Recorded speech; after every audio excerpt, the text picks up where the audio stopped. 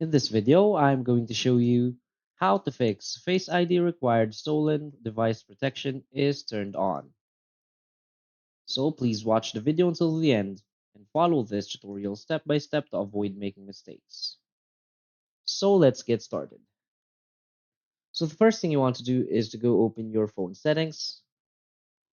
Now go to your general settings and go to software update. Make sure that your iOS version is updated to the latest version. Now you want to go back.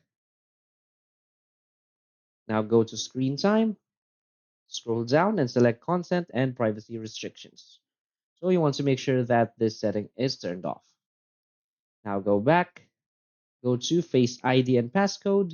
Now enter your passcode.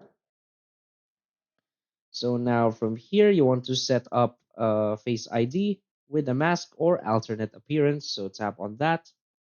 So you'll need your Face ID. So Face ID is required to continue.